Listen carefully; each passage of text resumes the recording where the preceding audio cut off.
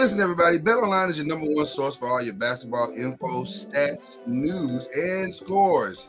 Get the latest odds and lines and the latest matchup reports for this year's NBA playoffs. What's up, y'all? It's your man, Lloyd Spence. And listen, I'm so excited about this NBA playoffs because my Lakers are in it. We're in the Western Conference Final. And if I'm going to make a bet, I'm going to BetOnline because BetOnline is your sports intel headquarters this season as we have you covered for all your insider sports wagering needs. From basketball to Major League Baseball, NHL hockey, golf, to UFC and boxing, the fastest and easiest way to get your betting info, including live betting options and your favorite casino and card games available to play right from your home, is at betonline.ag. So get into the action today. Head to the website and use your mobile device to join, and be sure to use our promo code BLEAV, BLEAV, to receive your 50% bonus on your first deposit. It's BetOnline. It's where the game starts.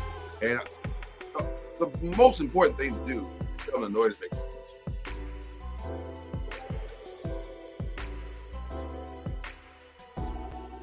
Popcorn World.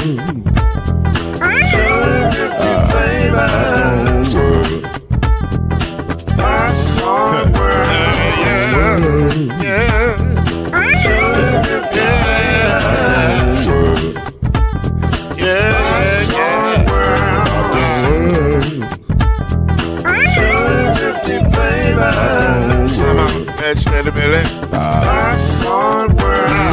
Can I make you move now? Yes, I can. So you can get this groove in the back of a can. I can make it round the world and it holds in your hand. Popcorn World. 250 flavors gonna make you smile. 250 flavors gonna make you smile. 250 flavors gonna make you smile. I said popcorn make you smile. Ah. 250 flavors. Popcorn World. Popcorn World. Popcorn World. It's a popcorn world. The popcorn world.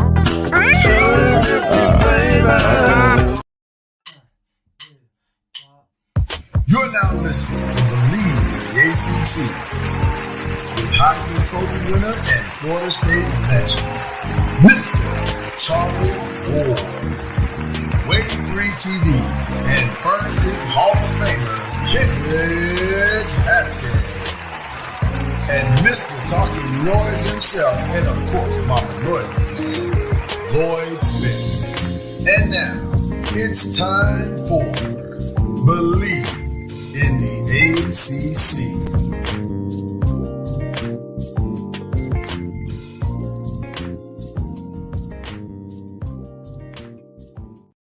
On YouTube. I don't think we're on LinkedIn today. I think we're on just Facebook, YouTube, and Twitter. But we're live. That's Kendrick Haskins. It's Lloyd Spence.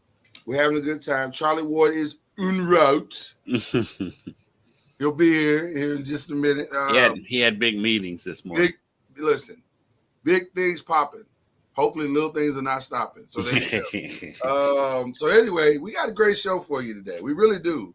And a lot to talk about, despite the fact that it's the quiet time of the ACC, other than, obviously softball and baseball is going on, whatever. But there's a lot to talk about, and way more than we probably anticipated when the week started. So we'll get into all of that. But before we do, I got to talk to my man Kendrick because he's in Louisville, Kentucky. And this was an important week for Louisville, Kentucky. So I want to kind of put a bow on the passing of Denny Crum. The memorial was Monday, yeah. And I hear it was quite a time. So Kendrick, how was the experience, brother? I mean, it's I feel bad using the word awesome. Yeah. To describe a memorial service. That's a weird thing to say, right. Yeah, but it was very cool to see if you're somebody that grew up in Louisville during that time when Denny Crum was roaming the sidelines, to see all of those former players there. I mean, Griff was there, and Rodney and Scooter, of course, were there, and the list goes on and on and on. Yeah. As I said, I didn't go to the funeral, but I did go to the memorial service at the KFC Yum Center, and I think the announced attendance was around 8,000. Oh wow! Yeah, and they had Billy Thompson spoke, and Junior Bridgman, of course, Griff, Junior and Bridgman spoke Junior Bridgman spoken was great. like Yeah, words yeah, in front of people. in front of Yeah, people. yeah, Wow, yeah. Junior Bridgman how spoke, about that? Okay, and then shout out to well, Junior Bridgman. yeah, then and then and Kenny Payne spoke, and then Susan Denny's widow also spoke. Oh, They really? also Wow, that's awesome. they also had some nice video tributes from Jay Billis and Mike Krzyzewski and Very cool. Dick Vitale, and one that got a small smattering of booze, John Calipari. Well, listen, um, funeral or no funeral.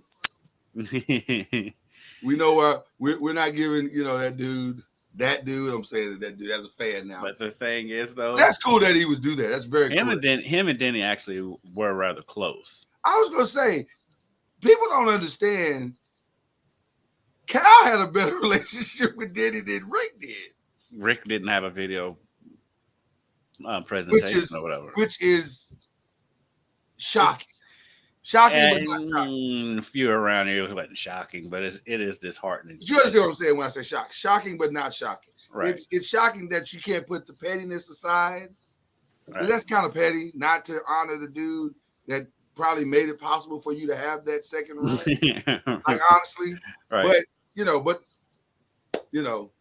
is what it is. It's one of those things. But no, it was not. Cal gave a yeah.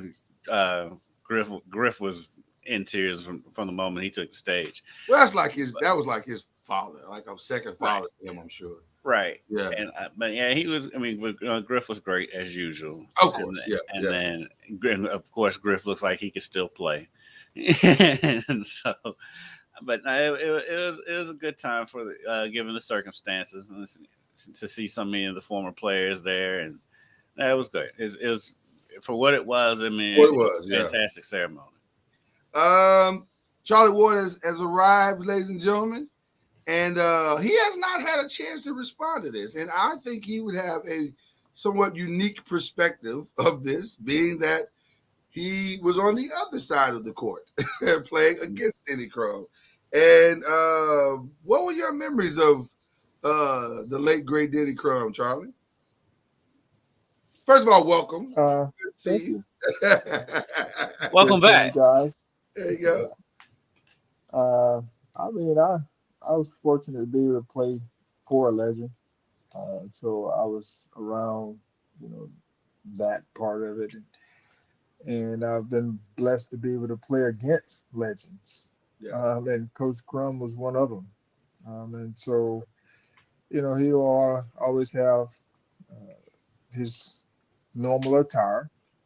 That was always who he was with his program. And so, that was just who he was. And so at that time, you knew that they were, legendary because I grew up watching his teams compete as a youngster. Drawing a blank on the names, but I grew up watching the team, the championship team. Yeah, Griffin, Purvis Ellison, Kenny Payne, and because he was a Georgia guy. Mhm. So, I really enjoyed just watching him and then getting a chance. Actually, they recruited me in basketball. Oh wow! They were one of the only basketball programs that recruited me for basketball. Wow. But they were one of the major programs that recruited me. Charlie, well, you're not going to tell us that if we'd have offered you the opportunity to play football and basketball, you might have considered it. Right? No. Oh, thank God. Because I wouldn't be able to. We were that close. Yeah, the football program wasn't quite Florida State back then. Okay. I was just going to say, if Charlie Ward comes and said, I can play football too, I would went, no, what? No. That would be very hyperbole. Okay. But just his presence on the court and his demeanor within his players is, of course, they were going to run this system. They're going to have big guards, Yeah. so you knew just what type of program he was going to have. But just the respect that you have for his program, the success that they had, and the young man that he's coached and created, be able to help them to where they are today. Just a testament of who he was. Well, listen, again, great man, a legend in the game. I hope history doesn't diminish it nationally and globally. I know it won't locally. Locally, I'm sure they're thinking about cities and streets and buildings that they can name after him right now. But but hopefully the game will continue to honor its legends as it typically. They did put up a new banner of him across the street from the Yum Center, the same building that has the 2013 banner on it. They put a Denny Crum banner up over there. So they don't have a statue. I'm sure that's coming. They don't really. The only U of L statue there is Johnny Unitas. Somebody's gonna say it though, and I wouldn't be surprised if that's not spearheaded by Junior and Griff. And they were. There's a story behind it. No, they were trying to. No, that it wasn't Denny. They was trying to get a Wes Unseld statue, but the Unseld family didn't go for it, which is weird. But yeah, I would imagine there probably will be a push for a Denny statue outside the Yum Center. The Unseld family, I would think they would have to, like him holding the program pointing or something. Yeah. Like yeah, come on now. It should have already been done. Right. It's like a no-brainer. I mean, they've got Denny Crum Court. But with the current administration, it's more likely to happen than with the former. administration. The previous administration was not, for whatever reason, they were not the biggest fans. But that's a whole nother conversation. Okay, so like I said before we at the start of the show, we got a lot to talk about that we didn't expect to have to talk about. But earlier this week, quietly and seemingly out of nowhere, a story broke that 7 teams in the ACC are saying, seriously though, how do we get out of here? Like, wait, what? And one of those teams is it feels and the way the story is being reported, it feels as though that's being spearheaded by a particular team that is near and dear to our hearts. That carries a spear. Right. That carries a spear, spearheaded and carries a spear. And so the teams that are currently having meetings or have had private meetings, Clemson, Florida State, North Carolina, Miami, NC State, Virginia, and Virginia Tech, to determine, quote unquote, how unbreakable are the conference's current agreements in TV deals really. It has gotten to a fever pitch because, and the reason why they're asking about this ACC contract is because for those who know or don't know, the ACC deal with ESPN is through, and I didn't know this, is through 2036, yes. Which feels like a mistake in somebody's part. Like, why would you sign that deal? But John Skipper got over on him. God, he got over on him. But he said if the school was to leave, they would have to pay exit fees of about $120 million to the league, which, by the way, would still own their home game rights. This is the equivalent of signing a 360 deal to death row and Suge Knight. So I'll tell you how crazy that affected things. The reason why we could not carry Denny Crum's memorial service live was because it was at the KFC Yum Center, and the ACC has those rights. To the Yum Center? Anything in the Yum Center? Basketball, yeah. Yes, that's why we couldn't broadcast it. It was streamed on the ACC network. So in the words of Ricky Ricardo, I got a lot of questions and explaining to do. How does this happen? Because this, I promise you, I hadn't, and I'm sure most of America did not know that was the deal was signed. At least, especially the link. How does this happen? Because that's a terrible deal. That's a 2036. I mean, things could happen in the next 20, 30 years of sports. Why would you sign this deal? So anyway. Well, the person who signed it is no longer in office. Right. And so it was a recent type deal because at the time it looked like it was beneficial or okay because of, I guess, upfront money or whatever the case may be. But there should have been some provisions. I don't know who, lawyers. I mean, there should have been somebody in the room saying this is not good. How can we, leverage this time constraint? I mean, that was because when it was signed, it had to be about 5 or 6 years ago, or longer. It may have been longer than that. Yeah. So I just think, when you always look back, and you start thinking about mistakes that were made. When you do something, you're like, this is a mistake that was made. That was one of them. Charlie, you know what's funny about what you're saying? For the last 5 years, collectively on this podcast and probably everywhere in America, everybody's been saying, why don't Notre Dame just go ahead and join the ACC? It makes more sense for them. Now we understand. Because, my God, they how much money they would have to give up to get into something that's 10 times worse? Right. Because I feel like conversation to bed. They're never joining the ACC. I feel like they made that deal because I think they made the deal right along time when all the conference realignment was going on. They did. They finally got the conference settled, and they were thinking about longevity more than they were thinking about financial sense.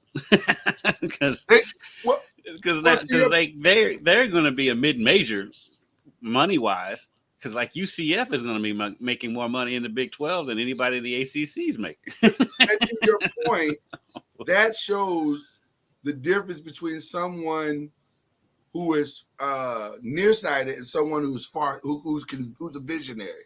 Whoever signed that deal, they saw the moment. And they were like, that's a panic deal. That's a pure panic deal. Like, yes. Well, how long was that? Well, 2036, that's fine. You just want to get something on paper that makes you look attractive. I get it. I understand. But my God, you are locked in. This is like owning a record label, the next 15 albums of your life, right? That's giving the oddball year that I don't know for sure, but I'm gonna go out on a limb and say this deal was probably signed in 2016, probably a 20-year deal. Probably. With it being 2036 is just such an oddball year. Right. Hold on, but even with that, there has to be an out clause before. In most contracts, there's an out year. Like if we need to renegotiate, we'll give you 10 years or whatever it is as an out clause. Everyone has an out clause somewhere in a contract. And if they did not sign an out clause, then whoever was a part of that they're probably not there, and they're not there. Like, and Charlie, if I pay you $120 million as an exit fee, you can't control the rest of my games. That's $120 million doesn't get me out. I'm still. What kind of mafia deal is this? Like, what are we talking about? This is the Sopranos the Sopranos sports deal. Like, so that is the reason why.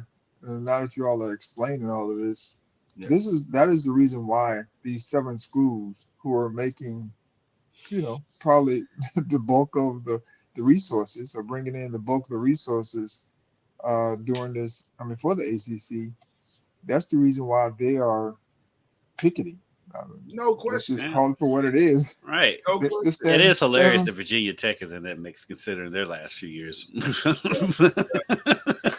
Well, they But had basketball success. The Right. ladies. on the women's side, but yeah, um, U of L was rumored to be an eighth team in there, and then we talked to somebody yesterday from the Big 12 because it was rumored that U of L may jump to the Big 12, and the talk around the Big 12 is like, I mean, there's interest, but again, with that contract, nobody's going anywhere. They got a lot to work out between league. I mean, but this is, and then here's the other thing. Now, one of the names that's surprisingly not a part of this is Duke, and that's really surprising to me because from the basketball side, I would think that they have a ton of leverage to sit down at this table. Because I would argue that Duke basketball makes as much as Clemson football. Like in comparison, like because Duke games are getting put on TV no matter what. Yeah, but Clemson's got a couple of national titles in there, and so does Duke.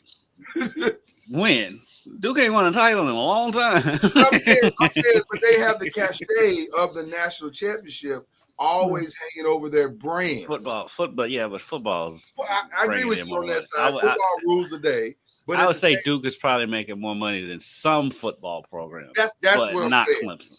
That's what I'm saying. But they're the basketball equivalent of it, is what I'm saying. Right. And so they would be able to sit at the table and say, hey, yeah, we need to get out of this deal. Because they're not, I mean, listen, this is such a bad situation. So let's talk about where it goes from here. How did they get out? How is this the beginning of the end? Like, it feels like this is the beginning of the end. It does feel like that the ACC eventually is going to no longer exist. Yeah. I mean, like I said, change the name of the show soon is what I'm saying. Yeah, I mean, when you start looking at it, move to Cuba. I mean, the schools are starting to gather together. They're joining their alliances again in some fashion, however you want that. Now it's just in the conference to bring a stink to what's going on, uproar. And at some point, I mean, there's some lawyers out there. Oh yeah, that can dig and scratch and claw to find something in the clause to where they can wiggle their way out of it. And I mean, I've seen lawyers get people off, yeah, in a trial because they have the resources to be able to dig and claw and find something.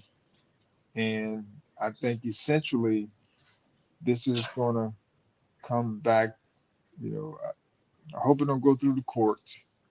That's what normally happens. right. Ends up going through the court system, and there's an injunction, there's this and there's that, and there's all these legal things. And next thing you know, you're $20 million in the hole with the lawyers to get you out of a $120 million deal. Right. And see, I think that's why Louisville, it may be lukewarm because they're already paying a lot of money for other things. Right. They ain't got $120 million to buy out. Well, but the situation is bad because anytime the ACC commissioner, Jim Phillips, is having a 4-hour meeting with the teams to say, could y'all mind not like talking to the media about this?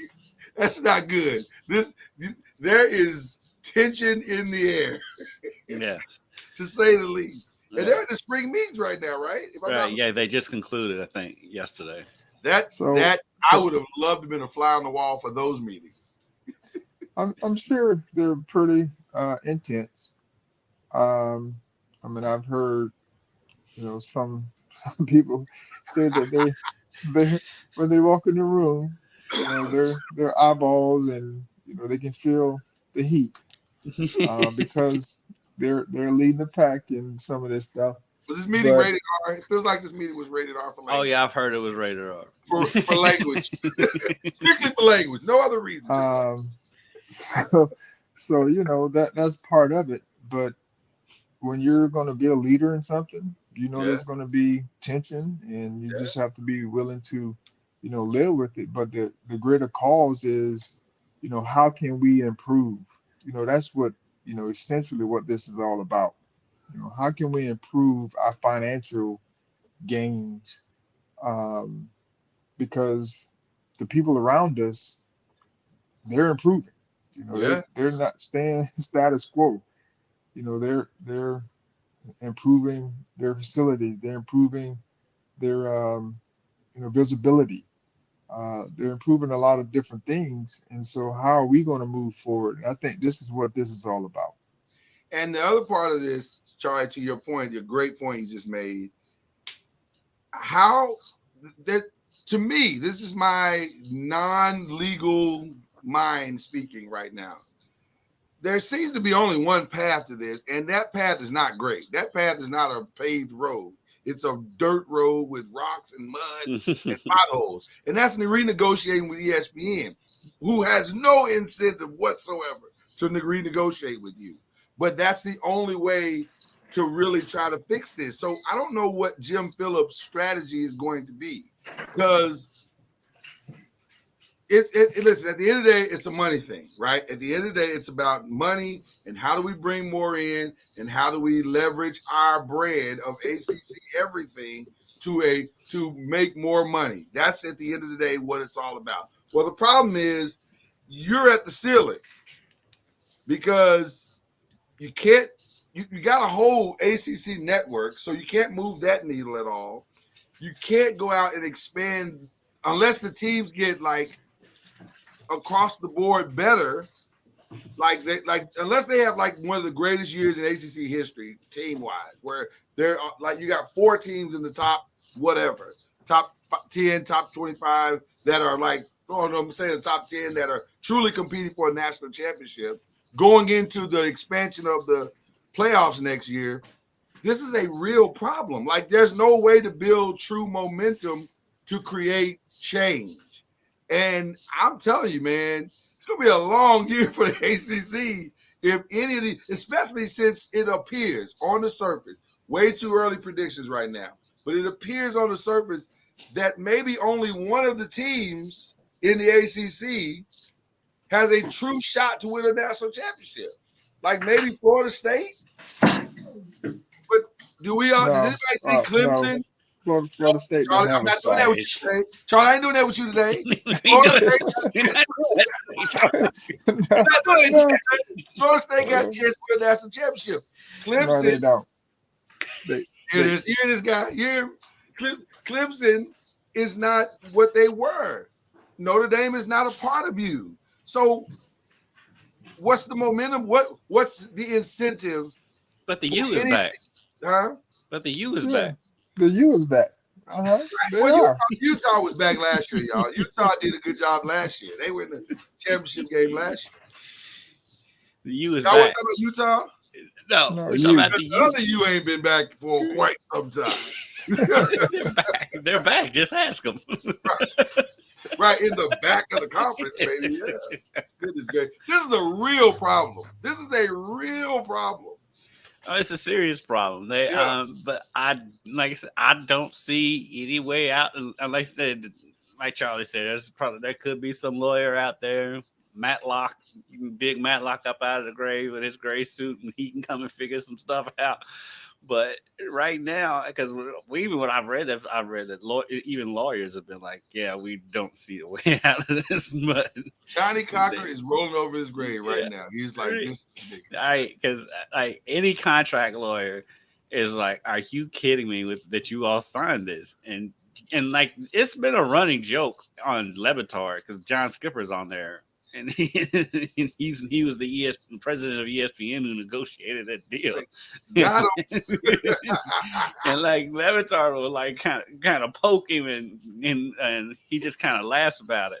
He didn't really go into depth about it. But yeah, they have put themselves in a hole in trying to keep the conference together. Just keep it together without thinking about the financial ramifications. Because like, if they can't get out of this or fix it, like you said, ESPN has no incentive to renegotiate, and they're laying people off left and right, but still hiring Pat McAfee for a great. Yeah, I don't understand it. But they're not going to renegotiate. I mean, it's the same ACC network that doesn't even have all the games, because there's still a lot of games that are on regional networks, so they still don't even have access to all the games now. This is a problem. It is a serious problem. Your best guess to both of you. By the end of this year, I think it's still together at the end of this year. Okay, but I don't know how to get out of it.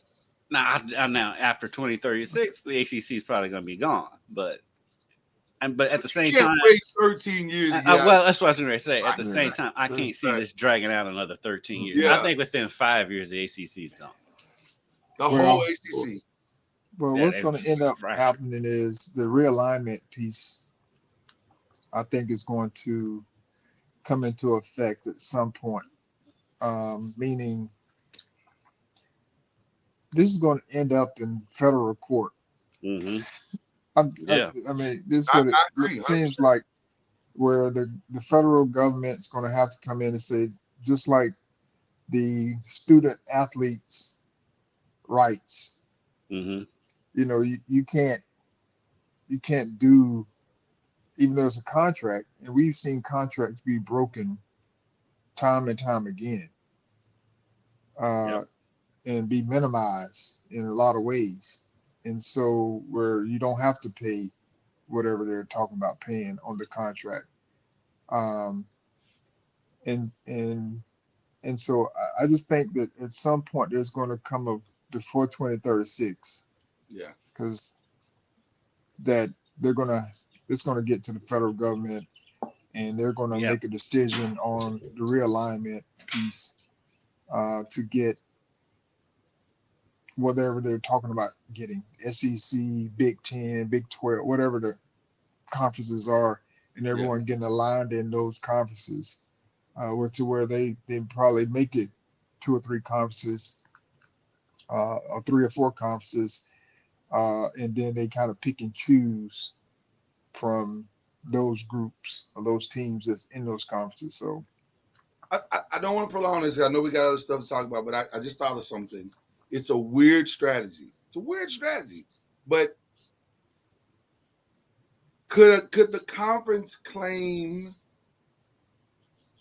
and I don't know what the legal terminology of this is, but like a bankruptcy type thing that forces everything, you know, if you're bankrupt and you can't continue to, you know, go forward like anything.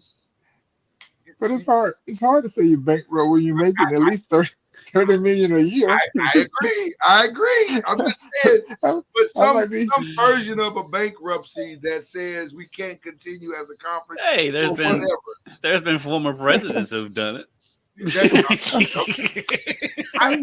I guess what I'm saying is it's going to have to be something ridiculous like that actually stands up, like you said, in a federal court, because that's a good point. Yeah, I mean, that's a very good point. You know, like, I mean, we see this happening all the time. You know, whether it's bankruptcy or whether it's someone claiming, like my man Mike Anderson. Right. You know, they fire my man and don't want to pay him. Right. And they'll give whatever their explanation for firing him, and then he still wants his money. So now, you know, it's always something. You know, you can come up with something to make your case. Yeah. And so I don't know what that is for the teams. You know, they may claim some type of, I don't know, issues with the contract for their school to be able to grow and develop. Like I said, we've come up with stuff to be able to get out of stuff. I think they're gonna have to get creative. They're gonna get real creative on this one. Right. Like, man, we can't even. I don't know.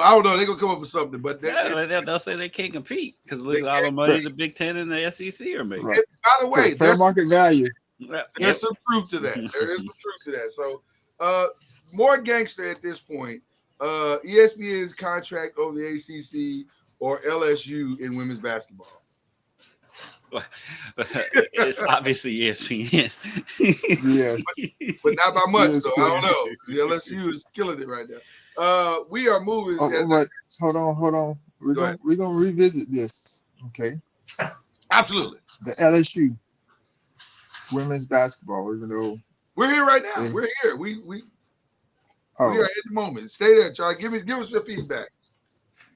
so I see that they're putting together a very good name team. Names, yeah. Right. Okay. So when it's all said and done, and I don't know Coach Mulkey's style, but I've seen this happen where you start putting, some very good players together, and you start cornering all that talent. Mm-hmm. But the I know where you're headed. Yeah. The chemistry has to be there, because who's going to be the alpha? Right. Who's going to, take the ball and be that person? Because if you start putting too many of those in the same room, then you may start having issues about X, Y, and Z. And so I don't know where they are from a talent perspective, but how does everyone fit? Charlie, you are in the words of Kendrick Perkins, you are preaching the gospel right now, because here's the reality. And we're going to get to how this affects the ACC here in just a second. But you have placed essentially, you already have, if you're LSU, two very strong alphas in the room in Flau'jae Jefferson, right? I think the last name is Jefferson. Flau'jae Jefferson, and obviously Reese, Angel Reese. Now you're adding another volatile alpha in Haley Van Lith, and also another volatile alpha in Anissa Moreau.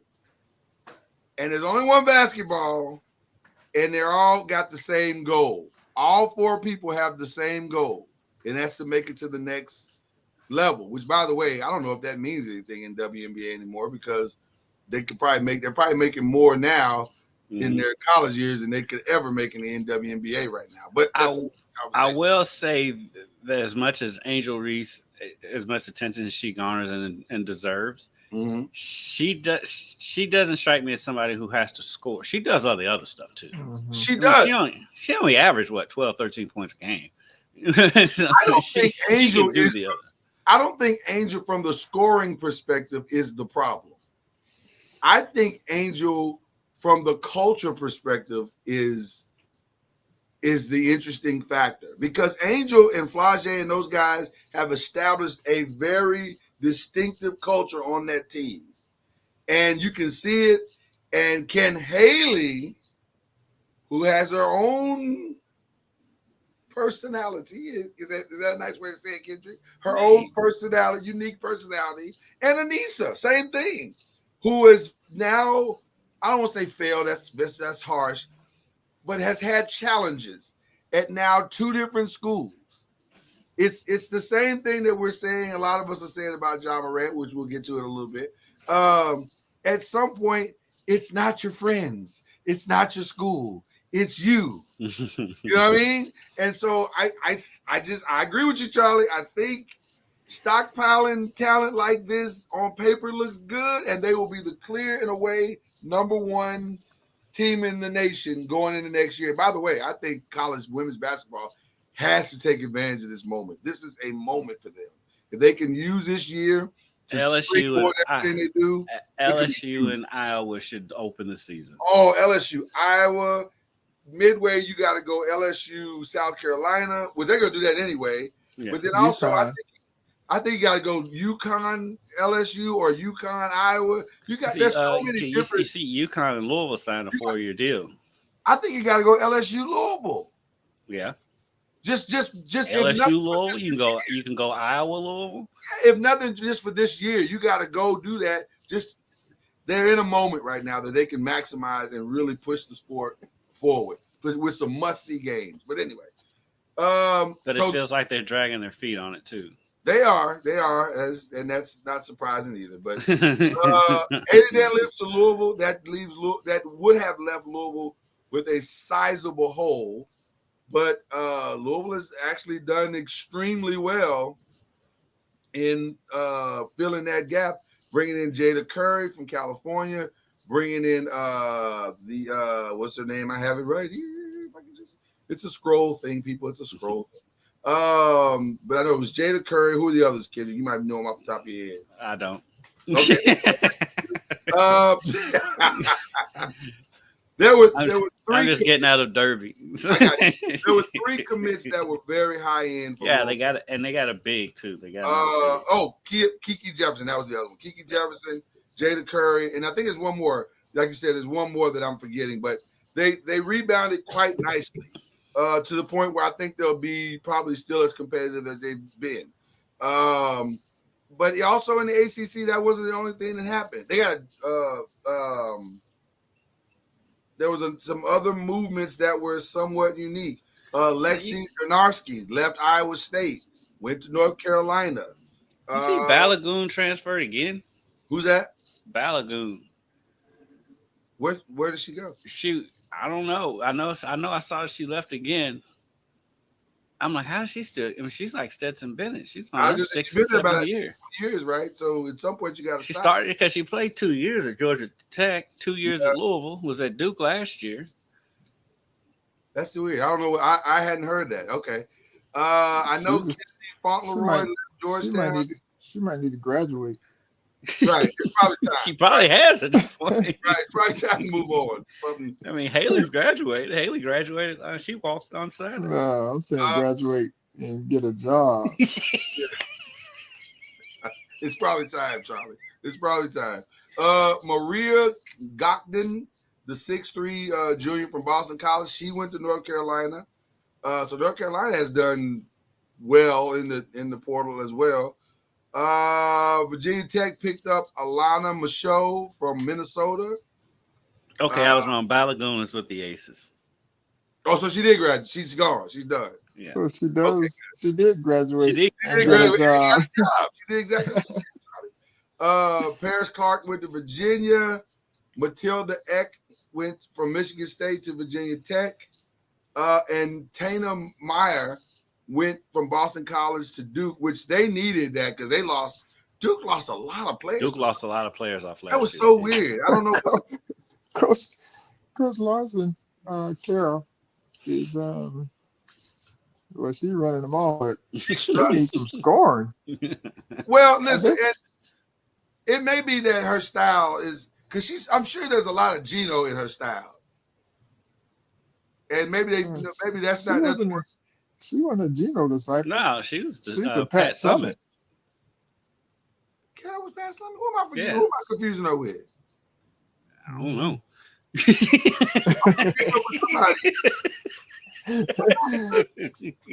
I'm confusing her with somebody. She played in Tennessee. I'm confusing her with. Didn't Gino have a famous Kara? Yeah.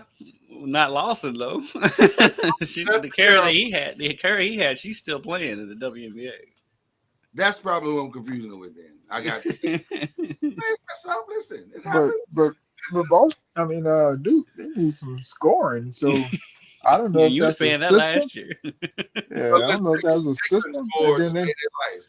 And then they were complaining, talking about we played with a bigger basketball. They must have been playing a bigger basketball season. Must have been playing with a medicine ball. Right. Listen. The bigger basketball was the least medicine balls from the 80s. A bigger basketball was the least of their problems. That was not the problem with their team. They need like they were good defensively though. They were wonderful defensively. Both teams are playing with medicine balls in their games. But if you're wonderful defensively, if you're wonderful defensively, you're still losing 17-15. That's still not good.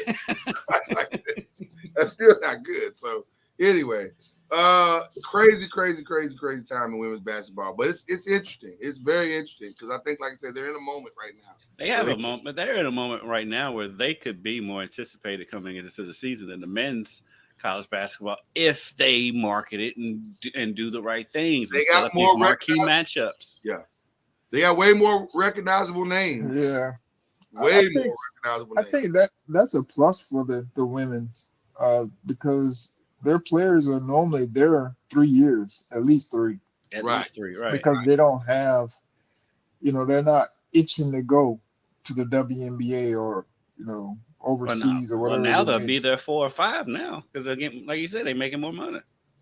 Right, and so it gives them that leg up Mm-hmm. when you start talking about marketability for their sport, because I mean, you think about the ladies who are coming back from this year's tournament.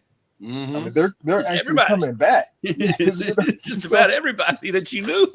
right. So now fans can follow their favorite person.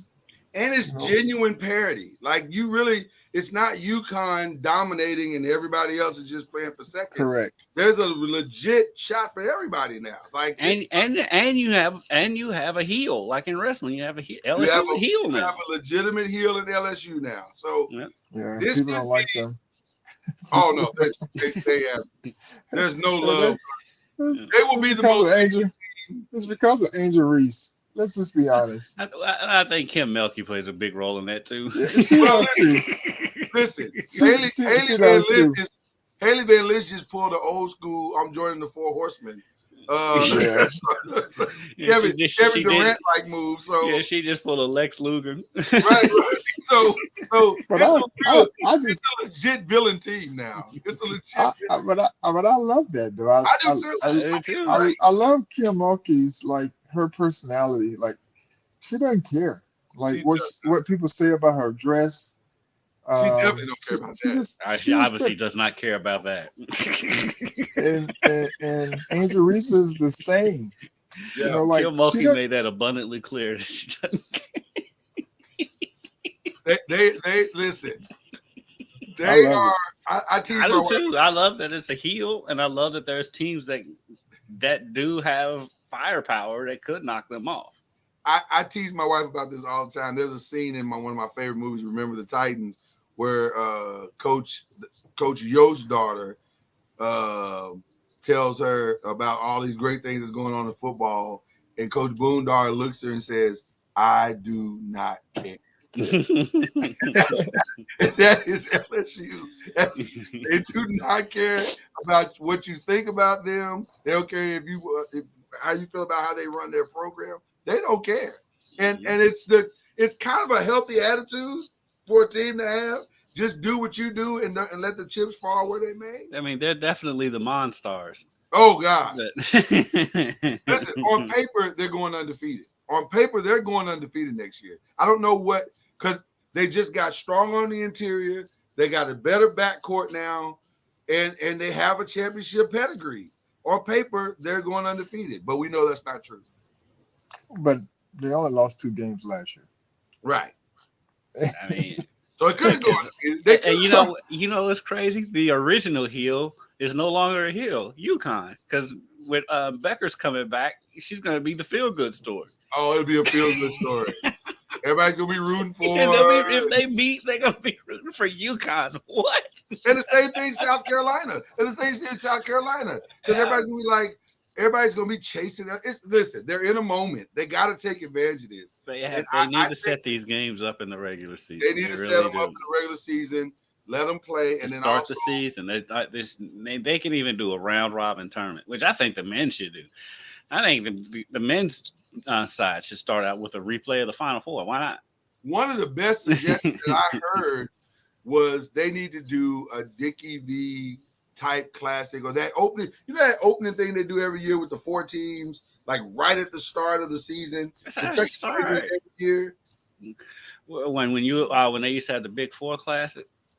Yeah, they need to do that around here again. Yeah, they need to do something like that where it's a huge deal. Charlie, you remember Charlie, you may not remember when they used to have the Big Four Classic when it was Kentucky, Louisville, Indiana, and they would alternate Notre Dame and Purdue. Right. And they would play in Indianapolis. And I don't know why they got away from doing that. Well, something like that to start the season with women's basketball would be massive. They just need to just take advantage of it, because it may not – listen, it's not often you have recognizable names at so many teams. Even Lauren Betts, who was the number one player, I guess, a year or two ago, she transferred and went to, I think, UCLA or something crazy like that. So there's a moment here happening here you got to take advantage of. That's all I'm saying. That's all I'm saying. Okay. We just had a draft. Well, not just that draft. It's been a while since we had the draft, but Kendrick, are you happy with the draft? With your Cowboys, what they did? Kendrick, you don't have to look at me in that tone of voice. That is rude. The Cowboys, I thought they drafted well. They did. It's not that they didn't draft well. They drafted fine. But you let the Eagles get Nolan Smith. You did. Everybody said But you the got whole Michael division. Parsons. And you could have had Nolan Smith. They already moving Parsons to defensive end. So if that's the move you're gonna make, by the way, it's a good move. That's a good move. But if that's the move you're gonna make, why not have another Michael Parsons still playing linebacker? But Nolan Smith is not a linebacker. You can put him anywhere. I you know, it's not even a thing that I've necessarily just had to have Nolan Smith. I just had to have him not go to the Eagles. Right. That's my problem. We can't keep letting the Eagles have all of Georgia's defense. That's the real problem that we're having. At this point, the whole division is just playing for second. We're just all playing for the wild card. Well, shout out to ACC, who was able to put 32 players into the league this year. How did you feel about your draft, Lloyd? Listen, I'm gonna be honest with you. I loved it. We got. What are you doing with Saquon? Saquon's gonna be there. He ain't going nowhere. They're gonna figure it out. They're not that far apart on the numbers. You see, Zeke's probably gonna end up as Cowboys. Which I said that originally. I think Zeke should come back to the meeting with Jerry Jones in a purple Thanos suit and say you couldn't live with your own failure. And I never believed that Zeke was actually going anywhere because there's no market for Zeke. There's no market for him. There's not. So if he's going to keep playing, and if he's going to agree to a lesser deal, which apparently is what's happening, he's a Cowboy for life. Zeke is a Cowboy for life. You are what the market says you are. Which, by the way, shout out to Lamar Jackson, who also found out. Maybe it's not as green as over the other side of the But he was in a good spot because they didn't really have a lot of options either. So they had to kind of work things out too. But I'm happy for them. I'm happy that they got our boy at receiver. And so Can I talk about the elephant in the room? Speaking of Lamar. There were two things that happened in the draft that I was not happy about. And the league doesn't know what the three of us know. Number one, Josh Downs going to Indianapolis was perfect. That is as about a perfect situation as he can be in because he'll play alongside Michael Pittman with a rookie quarterback and they'll all grow together. That's a really good spot for him. He's a really good player. He is really good. And they're going to find out just how good he is. But the other one that I know the three of us all loved and probably on draft day was going, oh, wow. Our boy Zay Flowers. Oh, man, Zay Flowers. Our boy Zay Flowers. That is, if Odell can be a measure of what he was, just a measure of what he was. And if Bateman can pan out. And if Bateman can, Bateman take all the pressure off of Bateman. There's no pressure on him now. You don't have to. All he has to do is catch 6 long balls a year, and the offense opens. Listen, Zay being in that offense, on paper, they are a problem. They could be a problem. They are legitimately actually talking about Baltimore offensively. Outside of Lamar. Zay Flowers with an actual quarterback now, and if J.K. Dobbins can stay healthy too, I mean, oh man, they got an offense now. The Ravens can be scary. Yeah, they're set up to do some things now. Yeah. And everybody's happy. Everybody's under contract. Now they do have a new offensive coordinator, so that's going to be the interesting part, I think. Yeah, but he's not a run guy. He's not a run first guy. They're going to open it up. I I think you're going to see a different Ravens team this year. But I think you will too. I hope so. with the X factor that Lamar can take off at any time and get you 25 yards. Anytime he wants. Well, now the onus is on Lamar to improve his accuracy. Well, he's got 260 million on short. Lamar's problem is not it's funny though. It's like they want to criticize it. His long ball's not his problem. Lamar's problem is the short passes. Right. That's where he's got to get a little tighter. He tidies that up. They're going to be scary. But like I said, the NFC East, Lloyd, we're battling it out for the wild card. Well, I mean, I feel good about our chances for the wild card. I don't know about y'all. I mean, I feel good about I feel good about Dallas's chance for the wild card. They're just not winning the division. It's gonna be tough. The Eagles got considerably better. I could not believe that the two Georgia players went to the Eagles. I was stunned. I'm like, how does this keep happening? They keep dropping. But why does the league devalue them? Now, because they all got stuff on them. But you know what? The only good thing about it is the Eagles are the new Raiders. The only good thing about it is, though, is that they're pushing the older guys out and trying to start the younger guys. So maybe there's a window where we can take advantage of their youth. But that's what the Patriots do. Right. They're just taking a page from the Patriots. Yeah. Georgia is very similar to what Alabama used to be. Where, they have top-rated players, and they come out, and you start seeing them as they get older. Most of them are still there. When you start looking at the rosters, they're still there. Doing well. And Georgia players are very similar. They've had a good run here the past few years, and they've had top-notch draft players coming from their teams, mostly defensively and offensive line. You've seen a lot of offensive linemen go and play well. That is just the saving way. Yeah. Saving way. That's probably the best way to say it right there. Charlie, before we get out of here, any thoughts on your Knicks? What happened? They lost.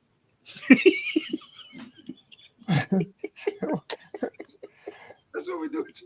If they lost, that's yeah. They got beat by the Heat. Are you? First of all, we were having a discussion about that before you got here, Charlie. Before we started the show, I think it is far past time to put respect on Jimmy Butler's name. Far past time. Jimmy Butler is that dude. He's a bad man. Yeah, he is one of. Yes. So he is no different than any other one of on the team. So you take him off the team, they're just average. But I think a lot of people don't want to make him one of, though, Charlie, and I don't know why. I don't understand that. I think it's because his regular season numbers aren't that great. I think that could be part of it, but the regular season is the regular season. That's the only thing I can see though, because he's awesome in the playoffs. He has been for years now, and he still doesn't get the props that he deserves. I don't think. As I heard on one of the radio shows, that man don't care. He doesn't care. I think that might be part of it too. He doesn't care. They're trying to get to a certain point into the season, especially if you know what type of team you have. Mm-hmm.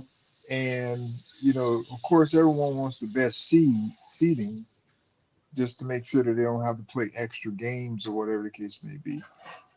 But they got into a good spot. I'm not sure. What are they? They're AC though, right? They're the AC. Yeah. So they had to fight to get in. Yeah. But and was down in the fourth quarter in that last playing game. Yeah. So some of this is, and the Lakers in the same spot. Same thing. Yeah. In a lot of ways, they had to play in to get in, and so that just hopefully goes to show you that, when you have the right culture, you have the right players, they fit well together, Mhm. then all the regular season, you're trying to get to a certain point and you know what you have. Because if you can get over that hump, and what I mean by that is getting to the playoff picture Yeah. at a certain time, and you start getting your pieces back, and and guys not hurt, and guys stepping up and playing, and I just think culture wins out when you have quality players, and that's what you're starting to see with a lot of the teams that are still in it Yeah. today. The Final Four, I mean, they got the same players. Yeah. They- Major players. They have the same players Yeah. that were there 2 or 3 years ago when they had it in the bubble, Yeah. Mhm. and so they just added some pieces around them. And some of those other guys have stepped up that were role players during that time as well. But the crazy part about it is we had two guys get fired this year, and they just played the NBA Finals 2 years Mhm. ago. That Mhm. was even before the bubble. Yeah. Right. And so, You could make a case, Charlie. None of the firings have made any sense. Like none. none. Like none. Doc, as listen, Doc shouldn't, in my humble opinion, did nothing wrong. Nothing. He can't make Joel shoot the ball or make James passing the ball. I don't understand that firing. I don't understand Monty's firing. What did you want him to do? You made this trade for a guy and in the middle of the year and then gutted his bench and said, now go win a title? Sorry, 35-year-old guys don't just, every 35-year-old guy can't just step into a gym and go win a title. Yeah. Doesn't work Yeah, that way. that to me, that's the sign of a new owner. That's what that Yeah. is. New owners just Yeah, come in and want to make a splash. What- Yeah. Milwaukee, honestly, with Milwaukee and Doc, I could see both of those coming. I don't Oh, you saw him necessarily. coming. I saw all I three of them don't coming. necessarily. Yeah, I don't necessarily agree with any of them, but Yeah. you can see those coming. But like I said, this Monty's is the one that's to me is the. It made no sense. It You makes know no- why? It's because it's a new owner. But Yeah. Right. I mean, it was so stupid. I mean, he said you gutted his team in the middle of the season. And then on top of that, the piece that you traded for was hurt when you got him. Then he got hurt after he got hurt there. again. Right. So you don't have any time to gel, no time to develop any kind of chemistry. The only chemistry that was out there was him and Brooker because they were buddies before that. But everybody else, Can I just say I am it was just praying? not fair. Can I just say I am praying that Monty will take the Milwaukee job if Oh offered. yes, I am praying yes. to God that he will take that job. Now he may not. He may want to take a year off and just breathe a little bit and enjoy the money that they. But he would be. I am praying. He'd be excellent in Milwaukee. Oh, he'd be perfect for that job. He'd be perfect for them. But he's just I don't know.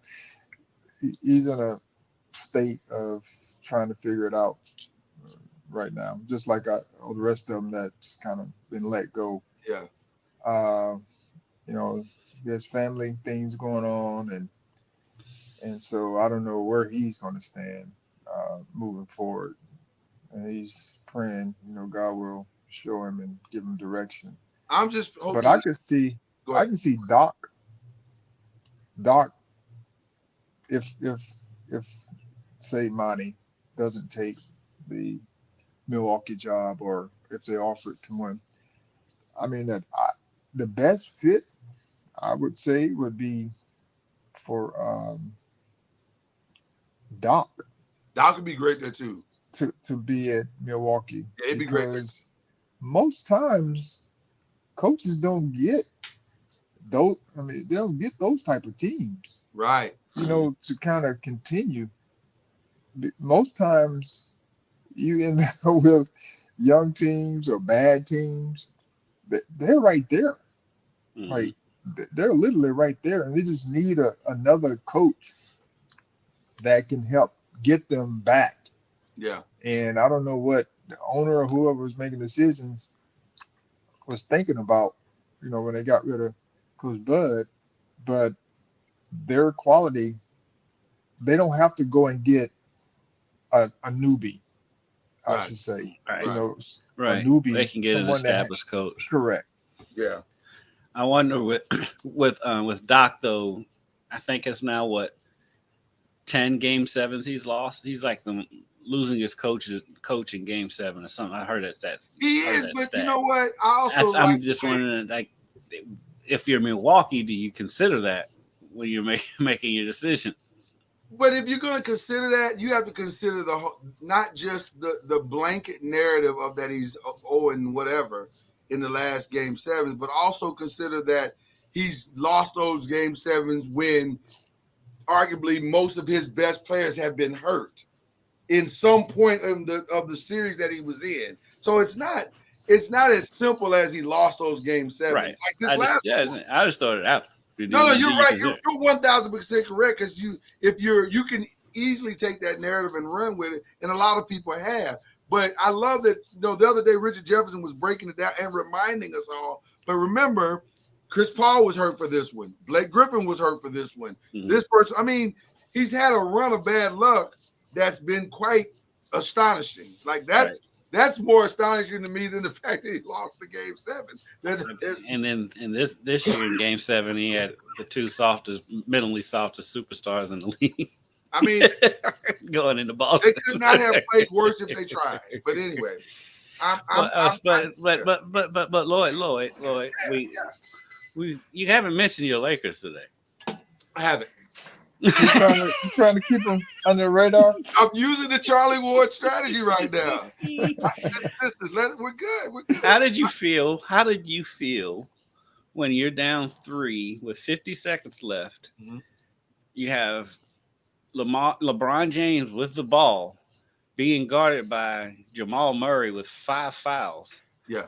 And LeBron pulls up for 3.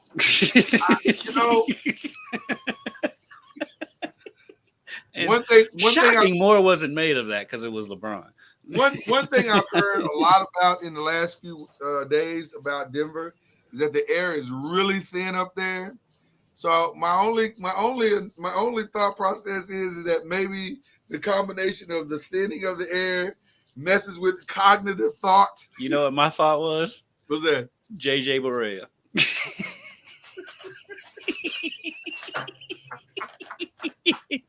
Touche. Touche. Listen, despite all as bad as that probably decision was, and I'm sure LeBron would like to have that one back. I think they may have figured some things out. I think tonight's going to go well. I really do. So I'm listening. I know people keep saying that. Yeah. But Charlie's about to say something I agree with. No, go ahead, Charlie. Go ahead. Denver, people keep saying LA has figured it out, which I think they found some things out in the second half. However, this is a series. Yeah. So therefore, Denver is going to go back and look at the same thing that everybody else is looking at and talking about. And you think they're not going to adjust to the adjustment? How they can make some adjustments to their second half because they did figure some things out. LA did figure some things out. But I'm just curious to know, did LA miss an opportunity because my man had 40 in 10. Yeah. And they lost. Yeah. And LeBron almost had a triple-double too. So are they going to be able to repeat that again and again to give them a chance? Because that was what we do know about Denver. There's one thing we do know about Denver. I mean, they scored 132 points. Yeah. And the Lakers scored 126. Right. The one thing we do know about Denver is they do put the basketball in the basket. Yes. Like all their series, they've scored. There's no 92-86. No. They can score. Games. Right. So you're going to have to be able to score the basketball when you're playing against them because they just have shot makers. And how They much? find ways to put the ball in the basket. And how much of that comeback could be attributed to Denver let their foot off the gas? They're up by 21 points in the third quarter. And see, I don't know if that's what it was. I think it was more so. The Lakers made some good adjustments, and Hachimura did a good job on Jokic, and being able to have Anthony Davis roam and basically play free safety on defense was good for them. But like Charlie said, they're going to adjust to that adjustment. They're acting like so many people in the media are acting like this adjustment happened and now Denver's not going to have any answer for it. They're no, I don't think it's that. I don't think it's that at all. If anybody could just see that on TV, you don't think the Nuggets aren't seeing that too? Right. I agree. I think the biggest thing that LA has got to decide is that you can't let Jokic beat you both ways. Like he can't have a triple-double. Either he's going to have I think he can have. I don't think you're going to keep him from getting a triple double. No, you got to. That's the only way you're going to win. If he keeps getting triple doubles, we're going to lose. He's going to get triple double. But you have to limit the intensity of a triple double. You can't have him having 35, 23, and 15. If he has a 20, 10, and 10 triple double, you're in better shape than 25 rebounds. And I would disagree with that. I think any triple double that man has means that he's controlling the game. Yeah, and that's what he does. I don't think you're going to keep him from getting a triple double. I think you can. I think you got to let him just score. Just listen, live with what he does. If he gets 50, so be it. But Lord, that's the same thought process that people have for LeBron James. Yeah. So just because you have that thought process, them cats have the ball in their hands. They're making decisions all the time. So. And he's got pieces around him to get him 10 assists without a problem. Yeah. But that's what I'm saying. I think the discipline, if Jokic has you chasing those guys on open threes and this, that, and the other, you're going to lose that game. You can't. Bro, you saw what they did in the first half. My God, the man that we would chase. It looked like a fire drill out there. We were scrambling around trying to find guys. Through all that, to me, through all that, watching that, as great as he was playing, to me, the key in the first half was Michael Porter. Yeah, that's what I'm saying. We can't let everybody go off. That's You just got to hope that some of these guys miss shots. And I think then you got to be able to rebound. That is where you have to try to limit, because you can't take away everything. You got to take away some things. And if you're gonna, Phoenix let Jokic get 50, whatever it was he had, and they lost. Right. If that's exactly. If you're gonna do that, then you know that you're gonna have to score on the other end. Yeah. And he's gonna get 50. And Denver took something. I noticed they took something from Golden State, which was, even though Golden State lost, they were pulling Anthony Davis out from the basket, and Denver was doing the same thing. That's a big reason why Jokic got so many rebounds. If you looked in there, the ball comes off the rim, and there's like a bunch of 6'4", 6'5" dudes trying to keep Jokic off the rim. Because he's out on the perimeter guarding this guy. It will be interesting. It will definitely be interesting to see what happens tonight. But I like our chances better. I can understand Lakers feeling good coming out of that game, but if I'm Denver, I feel very good coming out of game one. Listen, at the end of the day, Denver's up 1-0, so they should feel great. Be mindful that whoever Anthony Davis is guarding, they'll probably start setting more screens. Yeah. Off the ball. That's what they're gonna try to do. And be out on the perimeter. Yeah. Because all five guys for the Nuggets can shoot. That's on the floor at all times. They have 5 shooters on the floor at all times. At all times. Except when Jokic comes out. For 3 well, it minutes. Should be interesting. It should be an interesting situation. I love this series. I like this series more than the Heat Celtics, and the Heat Celtics was amazing last night. But this Nuggets Lakers series, I think it's going to be unbelievable. It's lining up to be, for sure, especially if you're going to get performances like that from your centers. Let's give some shout outs. We haven't done that in a while. Let's give some shout outs here. We always start with the great Charlie Ward. Coach Junior. So, Well, shout out to, of course, my Lady Seminoles, Coach Lonnie Alameda, and the Lady Seminoles for winning the ACC regular season and tournament championship in softball. And so they're going to be playing, I think, tomorrow, the first round of whatever the playoffs is called. I think it's just called the tournament, Charlie. Yeah. And so they're playing, I think they're playing Marist here at Florida State. We're hosting. So we got a tough region. Who's in the region? We have South Carolina and UCF in our region. No, along with UCF is a perennial power, aren't they? I'm pretty sure they are. They won their conference, the AAC, whatever they're in, and so they'll be Big 12 next year. Yeah, but it'll be interesting. They prepared themselves for it, but I'm happy for us. He said, "I'm happy for us." My shout out actually goes to someone we talked about earlier in this show. Okay. Haley Van Lith. Oh, okay. Because she graduated in 3 years at U of L. So congratulations to her. She walked on Saturday. So props out to her for getting the job done in the classroom as well as on the court. Now she can go out and make her money and probably take basket weave at LSU.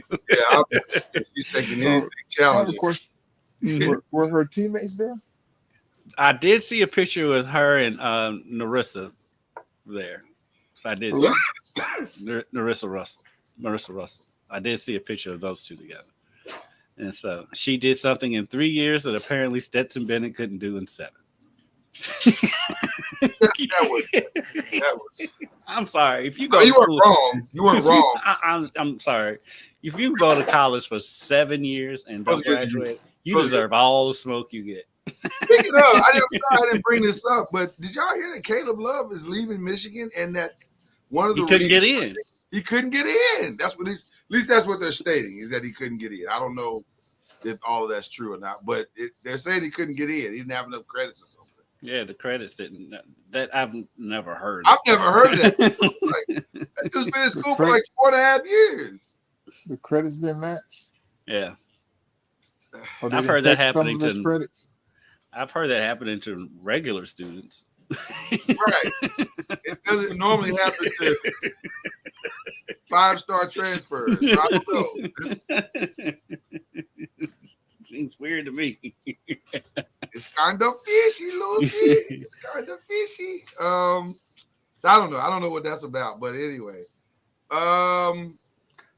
You know what? Shout out to you guys first and foremost. I missed you guys tremendously. It's good to see you. You both had good weeks, and I'm excited about all the things going on with you guys.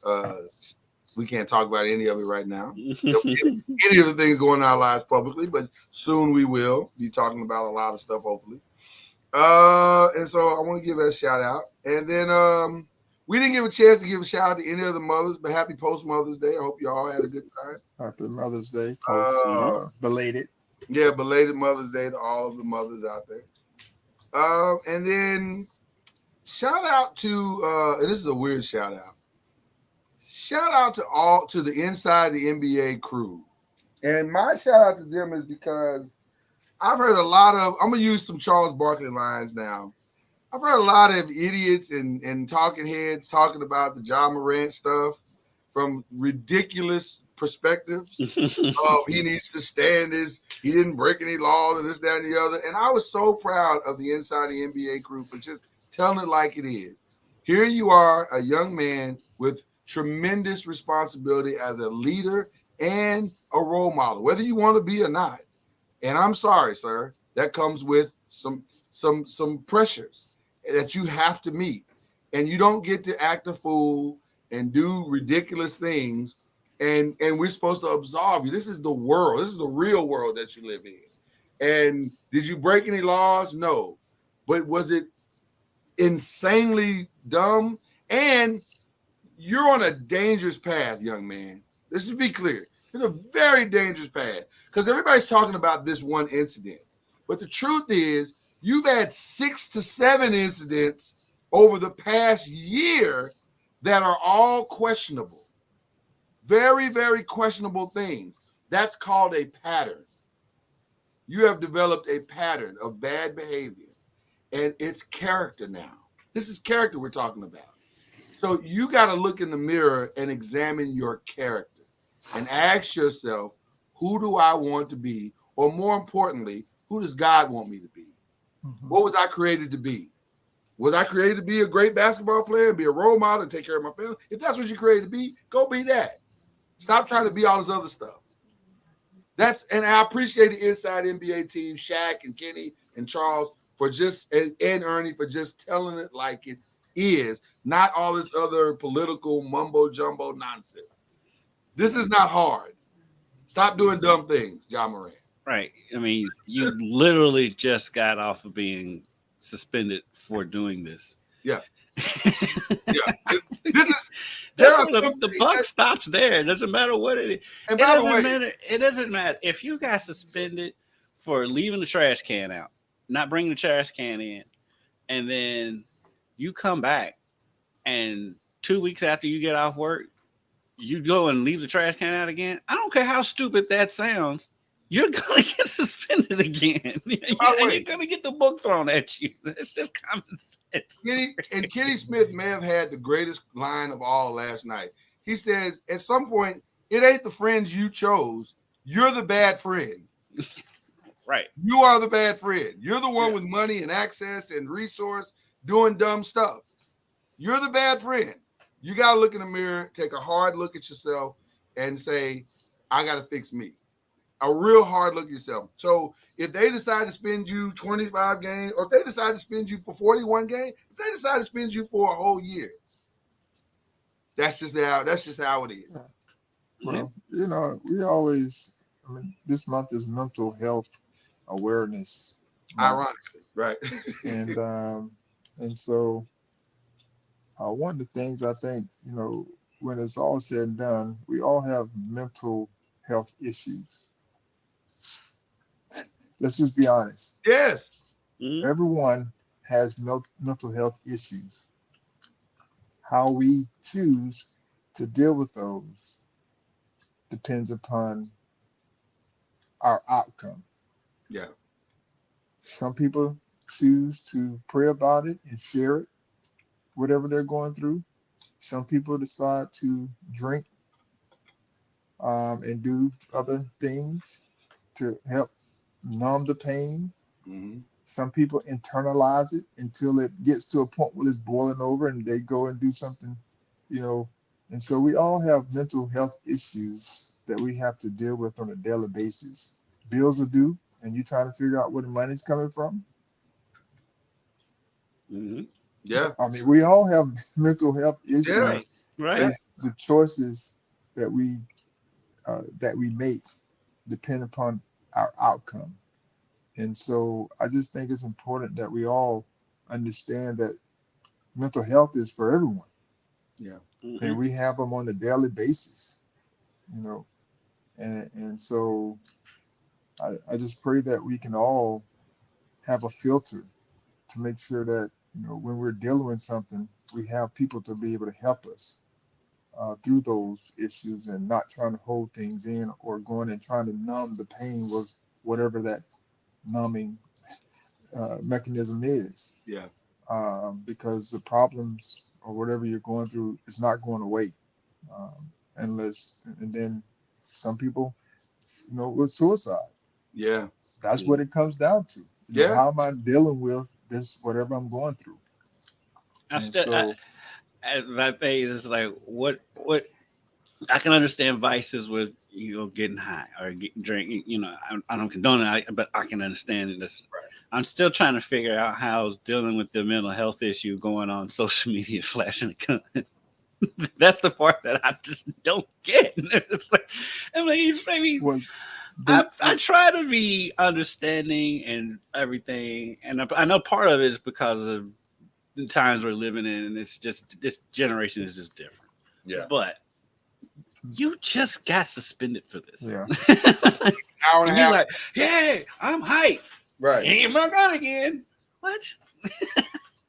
What? I want the NBA. I want the NBA. First of all, this is not a black or white issue. There's nothing racist. Oh, because about I've seen dumb I've seen comments some coming of from that. all over the spectrum. This has nothing to do with his race.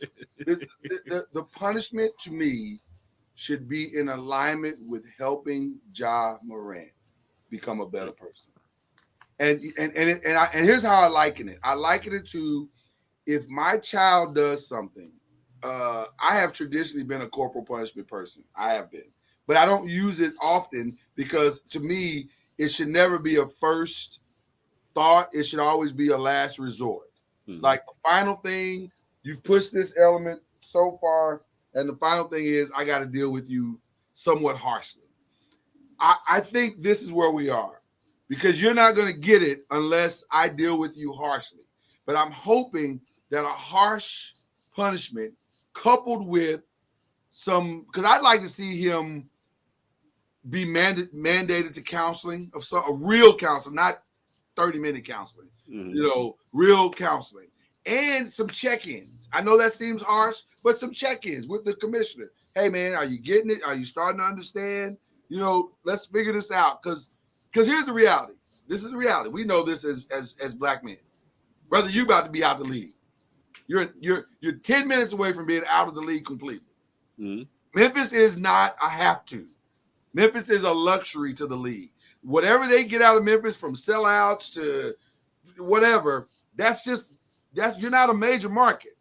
They can move Memphis tomorrow, and Right. they've been trying to move Memphis. If we're being honest, they've been trying to move Memphis. So you're a luxury. It's a blue collar town. They're barely making the bills. It's a luxury. They will move on from you.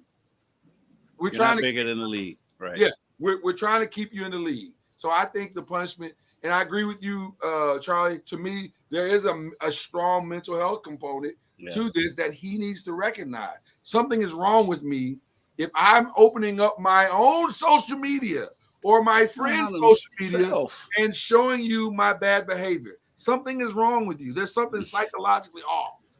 Got to fix that. And I want the league to partner with him to fix that. But also send a message to not just him, but to everybody saying we can't tolerate this. Right, because I've seen a lot of people pointing out that Chris Kaman has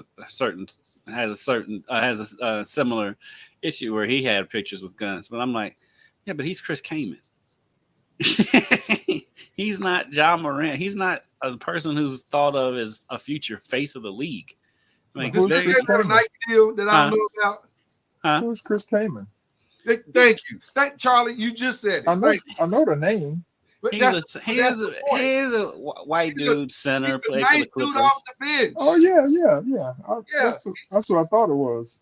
Yeah, when was that? He had a picture with guns on social media. I've seen it circulating in the last couple of days. Steven Jackson. If you want, Steven Jackson. Steven Jackson put it out there, and I'm like, Steven, that's. And not I had heard it, and Lebitard had said something about it last week.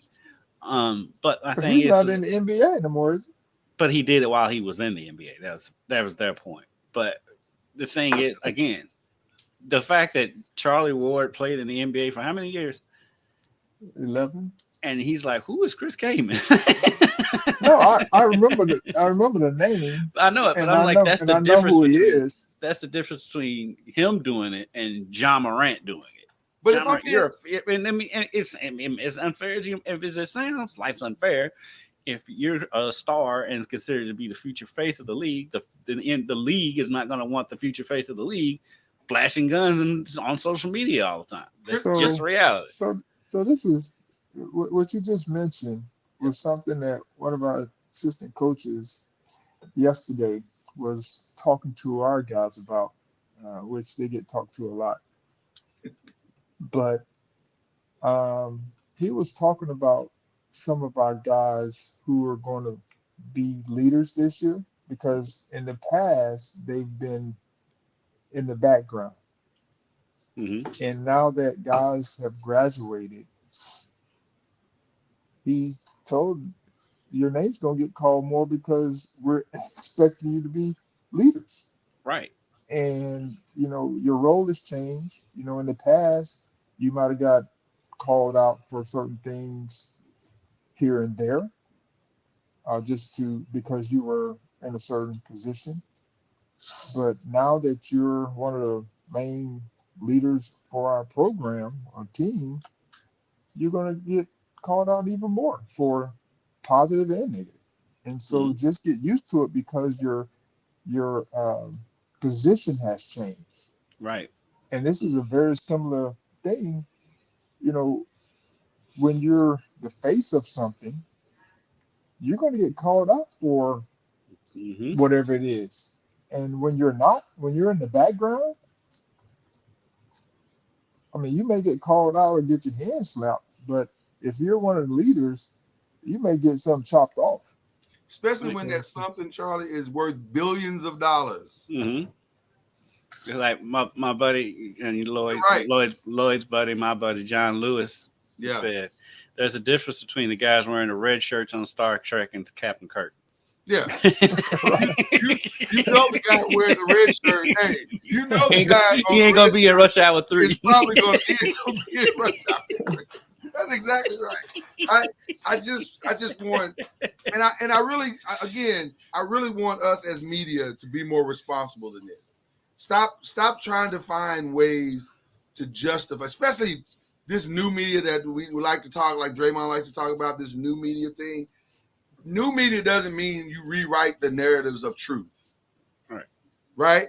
You should mean that you expand the narratives of truth. And the truth is, y'all know, Steph Curry can't be out here carrying a gun on social media. LeBron James can't be out here carrying a gun. Mo Bamba can, because nobody care what Mo Bamba doing. He's a DNP most nights. And that's no shade to Mo Bamba, but it's just the reality. I mean, even make it more centralized. Campaign and John Morant both went to Murray. Right. Campaign can get away with a lot more than John Morant can get away. Campaign spoke a blood while holding a 40 on Instagram Live if he wants to. And they'll find him, but they ain't gonna say it's not gonna leave the A block on ESPN. Right. That's just how it is. So Ja got to understand that. And I'm sorry, favor ain't fair. You said you wanted to be. That's my thing. Right? You said you wanted to be the face of the league, son. Guess what? You signed the Nike deal. You signed the Powerade deal. This is what comes along with it. Right. By the way, Nike once again has shelved your shoe. Right. It's a nice looking shoe too. Nice shoe. I was gonna get some. Some people would like to buy the shoe if it ever hits the market. Okay. Had to get that out. But shout out to the Inside NBA guys.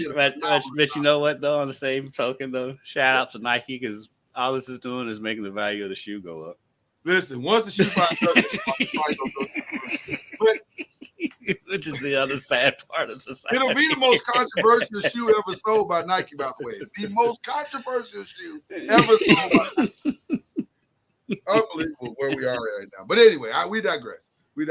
I had to get that one out because it's been bothering me all week. I was so proud of the Inside guys last night. I was like, thank you. Finally, somebody saying it the way it should be said. Okay, we got to get out of here. Love you guys. Appreciate you. We'll be back next week. That is Kendrick Haskins. That's Charlie Ward. I'm Lloyd Spence. We'll see you next time. You've been listening to Believe in the ACC with Charlie Ward, Lloyd Spence, and Kendrick Haskins. Please like, follow, subscribe, and share from the Noisemakers page on Facebook and on YouTube. And you can also listen to us on Spotify, Apple Music, iTunes, and wherever podcasts can be heard.